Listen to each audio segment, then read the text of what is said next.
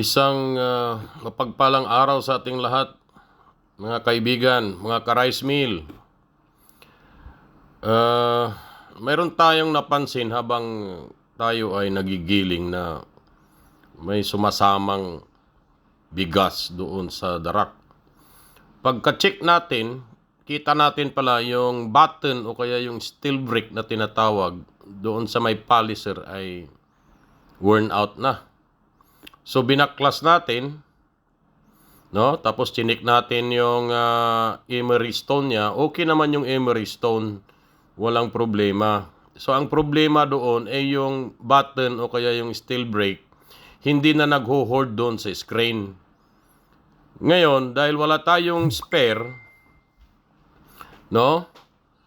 Ito yung tinatawag natin na button o kaya yung steel brake na tinatawag. So makikita nyo naman, worn out na siya talaga. O kaya dahil sa friction at sa tagal na rin na maraming giniling, kaya nagkaroon siya ng ganyan na gas-gas. So hindi na makahold yung screen ngayon. So yan, binaklas natin yung dalawa, up and down, at talagang wala na, worn out na talaga. Overuse. Ika nga. No?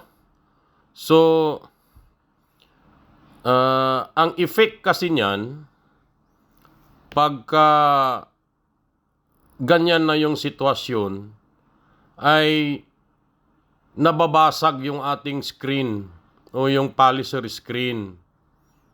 Kita nyo naman sa video natin na yan ang effect ng worn out na yung button o kaya yung steel brake natin, ay napunit yung screen. Dahil wala tayong spare, kailangan nating mag-fabricate. Yan. Nag-cutting tayo ng steel plate, 3 mm. No? Yung steel plate, 3 mm, kinating natin. No? Exactly the same doon sa ating stock. So yan. Tapos binutasan natin, no? Yan yung dalawa natin na pinabricate, tapos binutasan natin. Kailangan yung butas niyan ay nakatapered sa taas.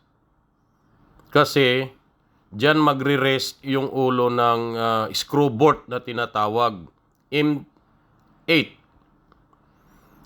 So yan, ginamit natin na barina ganyan para nakatapered siya.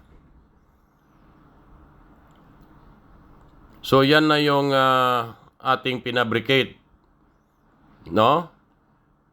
Yan na ating pinabricate. Tsaka yung luma na yan.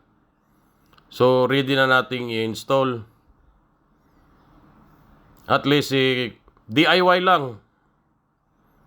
Yan. Yan yung outcome ng ating pinabricate na button o kaya yung steel brake na tinatawag. No? Fit na ngayon dyan yung screen. No? Yan na. Pagkakabit natin, tinisting na natin. Ang ganda na ng output ng giling natin. No? Buo-buo na. Dati halos hindi flow dyan dahil nare-restrict nung ating steel brake.